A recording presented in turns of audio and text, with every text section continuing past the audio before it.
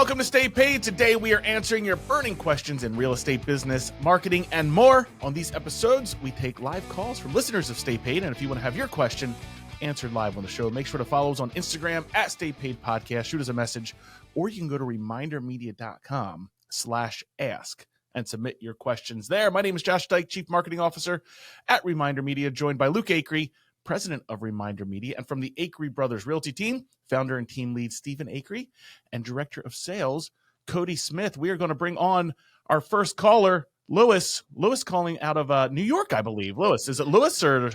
Yes. Hey, how's it going? Hey, good, man. How are you? All right. Lewis, I love it, man. You're in a car, classic real estate agent. Yes, it's fantastic, always on the go, man. Always on the go. You have to be, man. What's your question? What can we help you with, Lewis? Well, the area that I'm in is I would say Rosedale, Queens / Nassau area, like Valley Stream. That's like the border, and I do have a large connection when it comes to the community.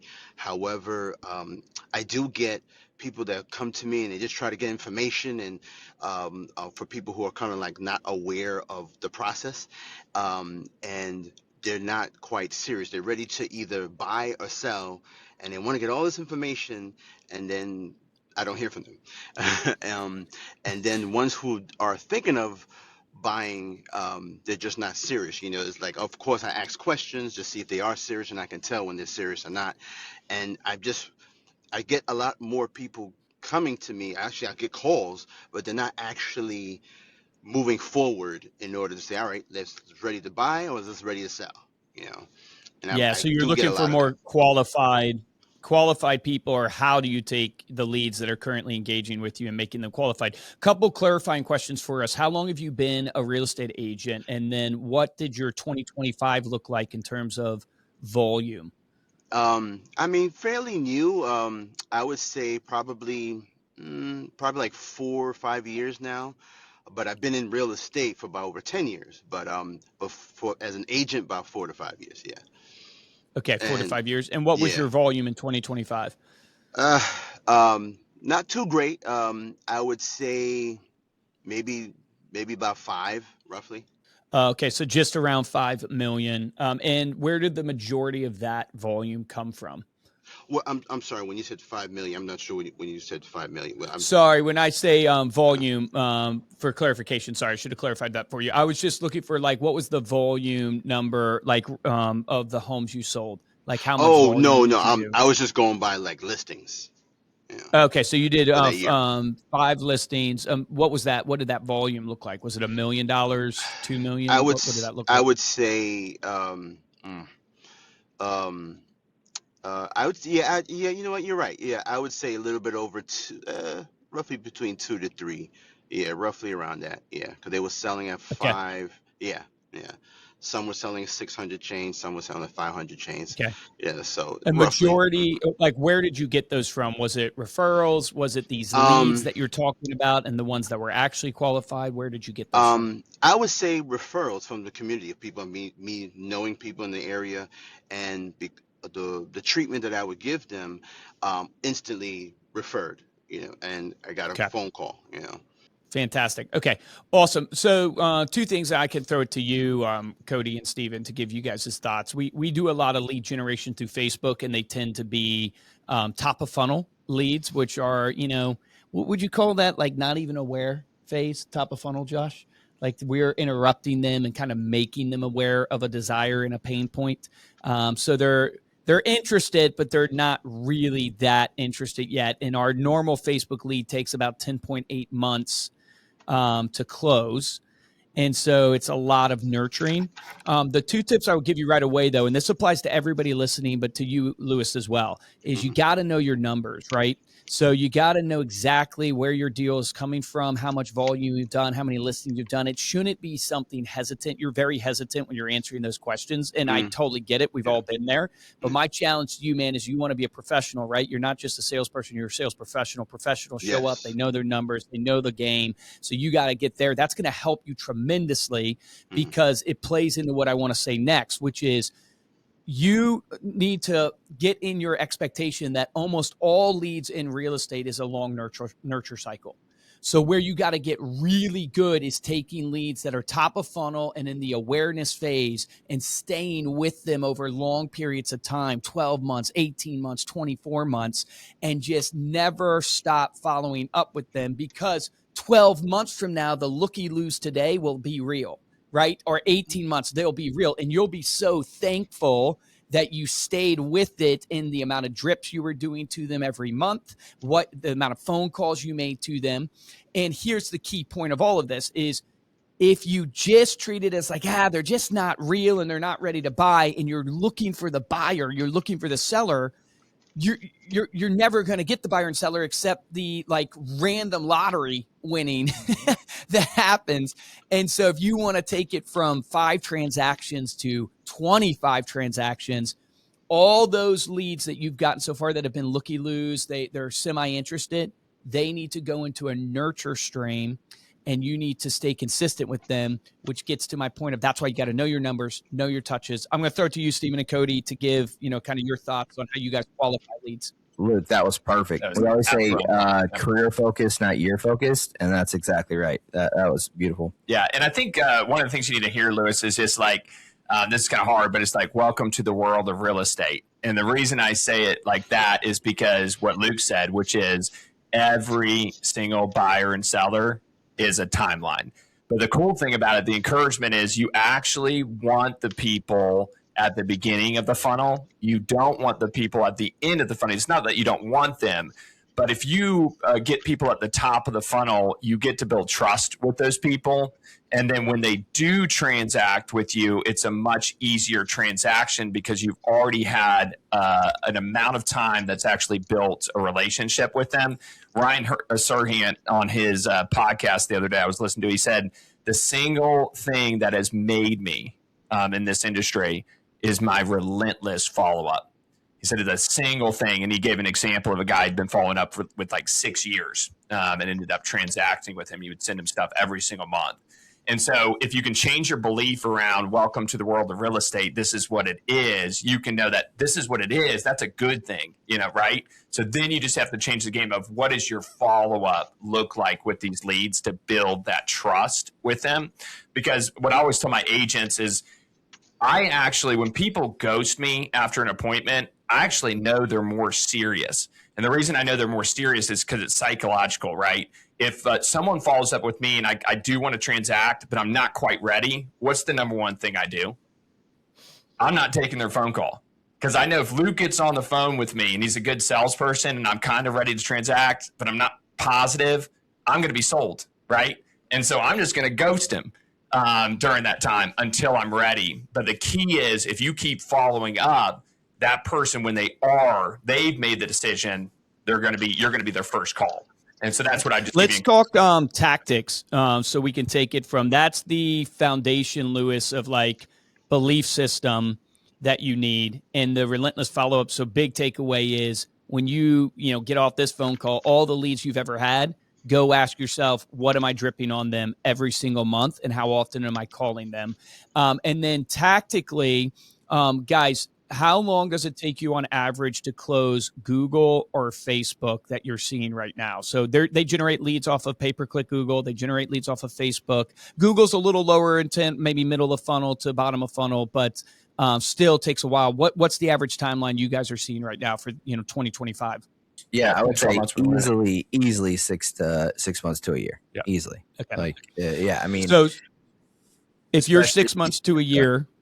And sorry, it's maybe breaking up a little bit on my side, so sorry about that, guys. But if you're 6 months to a year, then, Lewis, it comes down to, okay, what's the follow-up to the leads that you're doing? Steve, Cody, can you guys walk through the follow-up that you're doing on a lead that you'll get off of Facebook or that you'll get off of Google? What does it look like in terms of how many phone calls or what you're trying to do to them? Yeah, what I was going to mention through this is, Lewis, when you take that call, what's your objective on that call? I guess I would say more of building a trust, because going by my experience, that's how people are actually speaking to me, and they actually see that I'm relating to them, especially as around the community, around the area, and I know the area very well. so they're open to even tell me everything about them with a couple words. I love that. And once I see that, then they're open to say, all right, you know what, maybe I could try you. I mean, maybe I could hire you. All right, you know what, let me put my house on the listing, put it out on the market. Yeah. And that's really my objective. Sweet. I just want to I be love real, because that's how I am, Yeah. because if you treat the person the way you want to be treated, if I can't trust you, I can't do business with you, so, Right. Yeah. Well said. and that's Yeah. how that's how I see it. The thing you need to know, and that's absolutely correct, you have to have that trust. But the truth is it's more than trust. People are coming to you for a certain thing that they truly want. And the problem with people, I mean, this is the problem with sales in general, is people don't just tell you what they want, right? You've got to pull that information out of them. And so you have to, that's why we always go for the appointment. If you're doing phone conversations and giving people information, it never works, right? They will ghost you, and then they, won't come back to you unless you have even more relentless follow-up. You have to set the appointment, because what we're truly after, we want to build a trust, but we want that trust to be based on what we can execute on. And what we're trying to execute on is what is their motivation. And so deep down, you're actually just literally trying to pull out of them what's their true motivator, not a fluff motivator. It's like, I have to move because I've got 3 kids and I'm living in a 2-bedroom house. At this point, that's a true motivator. And if you can get to that, then you can drive, then you can go, this is how we can execute on it. And that's when their excitement level goes up to solving their motivator, because they see you as a person of trust, right, that can actually execute on it. So number one thing, you have to set up the appointment, because you have to have the motivator, because how are you going to follow up? If someone is 12 months out, right, you don't want to be trying to send them properties every single day, because they're 12 months out. They're like, dude, why are you sending me this property? I'm not actually interested at the moment. I'm interested in getting, what's it going to cost me to make this move? When is my lease up? When do I need to start looking, right? That kind of thing. And so it's all about that appointment, because the follow-up is all based on their motivator. Yeah. So how I simplify it, Lewis, you're right. You had one of the 3 key objectives on a first-time call, which is relationship, rapport building. Like, you're right on point with that. The other 2 I add, and Steven hit it right on, is motivation and appointment. So I don't care what questions you ask. I tell my agents all the time, we have an intro that is a really good intro that you have to stick to. But outside of that, the questions you're asking, I don't care. The main thing you're looking for is motivation. And when I ask for a 3-bedroom, I'm really asking because I need to know if you've got family, other people living with you to connect with you. But I need to know motivation, relationship, and then I'm going to meet them. Because and it's not even going to, what I didn't say in that is I'm going, this call is about getting a listing. I actually am just going for an appointment, because then we can game plan from there and see if that's the right decision for you. And if you take that, the pressure of this is going to be a listing, and instead just say I'm going for an appointment, it will give you the freedom to do that instead of the pressure of they have to sell their house with me. Hey, no, I'm actually just want to get a game plan together with you to see if it even makes sense for you to sell. Because to be honest with you, you might not want to, but if you do, we'll make a great game plan and make sure you do it. Yeah. Yeah. That was our story. Myself over the head, for the first couple of years in the business, just going after what I thought my value proposition was, getting them a deal. And some people don't want a deal, right? That's not what they're interested in. So you just beat yourself over the head if you don't go for the motivator and find out what they're truly interested in. Yeah. Well said, guys. So Lewis, man, hope that helps you out. To summarize for you, man, get off this call, know your numbers inside and out, set a follow-up plan. On average, it takes 36 calls for us to close a Facebook lead, just so you know. So, keep calling, keep smiling and dialing, get the appointments. That's really going to help you, man. Appreciate you coming on the show, and let's connect on Instagram and stuff like that, because we can always talk through that as well. Thanks, Lewis. Thanks, Lewis. Okay. Good luck, Lewis. All right. Good luck. Bye, everyone. See ya. All right, there you go. You can get your answers, your questions answered live here on Stay Paid. Go to ReminderMedia.com/ask. Next, we have coming on the show, Tamika. Hello. Hi there. Hi, is this Tamika? This is me. How are you? Doing well. How are you? Thanks for coming on. Are you going to do audio? Are you audio only? We can't see you. Is that okay? No. I'm actually going to come on right now. Just to make sure. Yeah, we like to see Drum people's roll. faces, Yeah. There you are. Hi. Hey, welcome to Stay Paid. What can we help you with? Hey, nice to actually meet you two in kind of person, right? Luke and Yeah. Jeff. Nice to meet you. Hi, Steven. Is that Cody? Hello. Yeah. Hola. Yeah. So, I had a quick question. Loving what Reminder Media is doing. I wanted to know, how do you effectively convert the readers into, um, I guess, buyers for myself, or you know what I mean, or customers, if that Yes. makes any sense. So for context, you're talking about the readers of the print magazine that you're sending them, or the digital magazine through Reminder Media? Actually, both. Okay, both. Okay, awesome. So great question. So for the audience, if you're not familiar, Reminder Media is our company, and we do marketing for small businesses. Hence the show. It's all about marketing, helping people with marketing. Our flagship product is a custom magazine. So Tamika, obviously you're a client. Thank you for that. And the idea behind it is, everybody knows as a business, you got to get known, like, and trusted. So the question is not, should you stay in touch? The question is really, how do you stay in touch? How do you stay in touch effectively that gets you known, that gets you liked by the person that you're keeping in touch with, and then ultimately gets you trusted so people buy from you and they don't go to the competition. So that's kind of the whole concept of what we're trying to do. The key to the magazine, because the magazine is a branding piece and it's a gift-centric piece. So the idea of the magazine is, we want to send something that the client will perceive as a gift, as an item of value, because that triggers reciprocity. So when someone gives you a gift, Tamika, what do you want to do? You want to send a thank you note. You want to say thank you when someone's doing something nice. So the reason the magazine is all about the consumer, right? It's filled with great content for them. It's not just promoting your business, and it's a high quality magazine, is we want to trigger that gift and that reciprocity. So here's the way you turn it into business, to get to your question.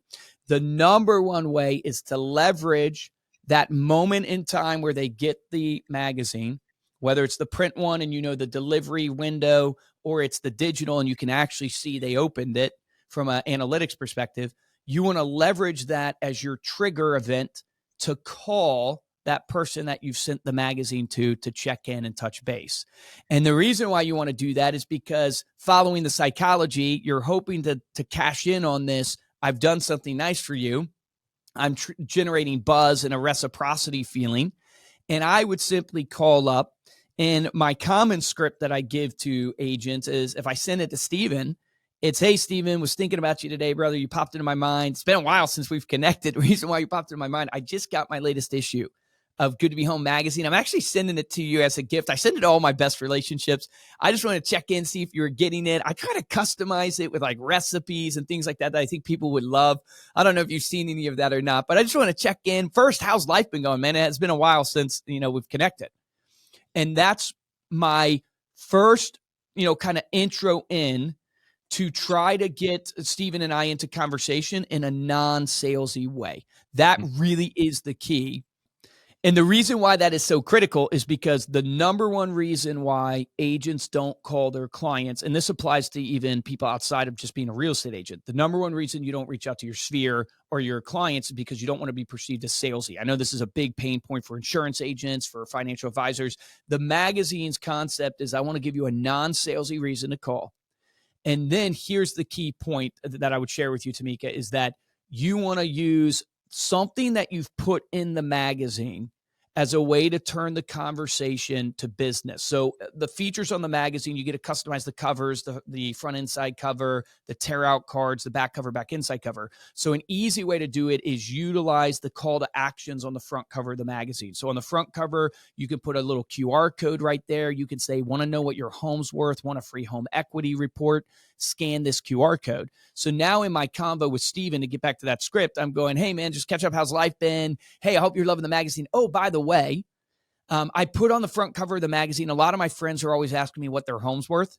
And I didn't know, Steven, if you had any, idea of kind of what you want to do with the home, if you're looking to buy, sell, or invest this year or not. But if you ever want to know what your home's worth, you can scan that QR code right on the front cover anytime. It will give you kind of instant valuation of what the internet thinks. And I can follow up with you and give you kind of a professional opinion of what it would go for on the market. But I'm just trying to bring things in front of you to give you value.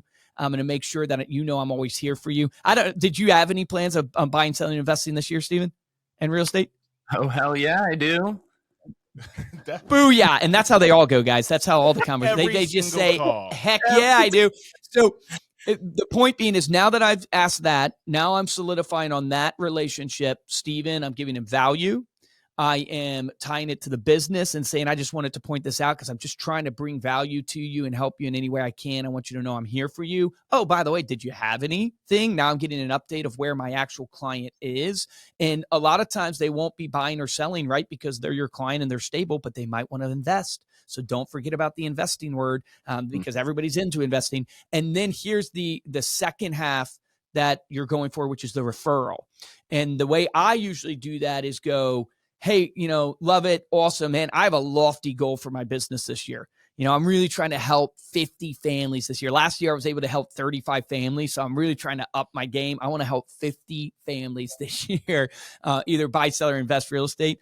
Dude, if I could work with 50 of you, Steve, it would be awesome. You might think I'm crazy, but it would be awesome. Do you know anybody? Maybe you could help me out and introduce me to somebody. Maybe they're not looking to buy, sell, or invest right now, but I just want to build relationships. I want to meet as many people as I possibly can. I'd love to send them my magazine. Do you have any friends that you could introduce me to that might need a real estate agent? Now, here's the thing, guys. Most people will say no in that moment, because you're putting them on the spot, just like walking into a store. Are you looking for anything? No, I'm, or can I help you find anything? No, I'm just looking. So they're going to say no. But the key is you've planted the seed with that client. And now they know what you have a lofty goal for your business. You need help getting to 50. You want to be introduced to their friends. You're telling them exactly what you need, and you're framing it in a way where they can be the giver, where they can feel like they're giving and helping and they're in a position of authority, and psychologically it's better to give than receive. So you are literally giving them a chance to feel like they're in power to help you. They're really the ones that are in authority here. And guess what? When you make your next phone call with the magazine or a client event you're doing, or whatever reason you're reaching out to them, you can water that seed and tell them where you're at towards that goal of 50. Hey, I know last time we talked, I told you my lofty goal was 50 people. I've already helped 10 people this year. And you could share with them and bring them along on that journey and ask them again, you know anybody? And the average person a year knows 3 to 5 people that need your real estate help. So if you send to 50 people, Tamika, that's 250 opportunities over a course of a year that you're connected to. Can you get 10% of them? Right? Can you close 25 of those deals? You close 25, you're in the top 1% of real estate agents nationwide. So that's really the key to really leveraging the magazine and making it work. I don't know, Cody and Steven, if you guys have anything from your experience of making calls with the magazine or talking to people about the magazine. You absolutely killed it. I mean, it's not about the magazine at all. It's about staying in touch with your clients, right? And if you get out of most people just aren't making the calls because they have this belief that they're not providing value. And it's just one extra thing of providing value, giving the reciprocity that you mentioned, right? And staying in touch with the client. So part of it is just changing your belief around that when you make the call. This is for them. People do want to invest. People do want to buy and sell real estate. So get out of your own head and take the action on examining. You killed it, Luke. And they want to help you out. That's a key component that most people miss. And this applies to social media. We had an interview earlier today with Shannon Gillette, who's like the queen of social media. And one of the key points that she always makes, which is so true, is you must be real on social. You must share your life and be authentic and share with what you're going through and what's happening, because people want to feel connected to you. And one of the ways they feel connected with you is they understand what you're trying to do, your ups and downs, your highs and lows, your journey, and they feel a part of that. And they get something from that. They either see themselves in you, right? This is why you always have the older people saying, I love a kid. I love how you hustle, and I love how hard you're working, because they want to see themselves in you. And they also want to feel like they are contributing to your journey. And most people just never tell people what they need because they feel salesy, where it's actually the opposite. So unfortunately, it looks like we lost Tamika there. But this is recorded, Tamika, so I think your phone call dropped, but we'll get this out. Listen back to this. You'll have to come back on the show and let us know if you took action on it. But for everybody listening to this, whether you use Reminder Media or not, and I would love for you to send our magazines and experience it. But what I would share with you is whatever you're sending to your database, whatever you're doing client event-wise, the goal is to use it as leverage to have a conversation, because the business is relationships. You get relationships from getting to know people. You get to know people through conversations. You have conversations based upon events that come up, triggers that happen. Make the triggers in your marketing help you have conversations. That's the goal.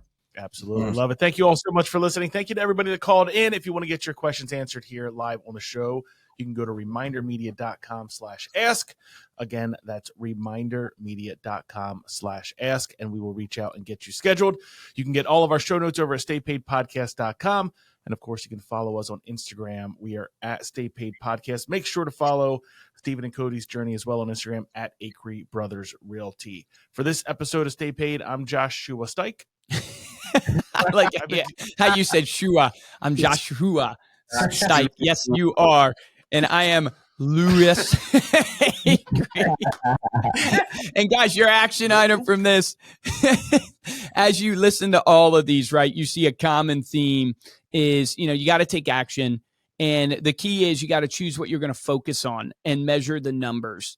And that's really the concept when you think about what we told Lewis, or you think about what we told Sierra, and ultimately even what we're telling Tamika is you're doing the right activity. Now follow it through and then measure the numbers. So follow the process all the way through, measure the numbers, act, track, and pivot. The difference between top producers and mediocre producers in every industry is top producers take action. Take action on that today.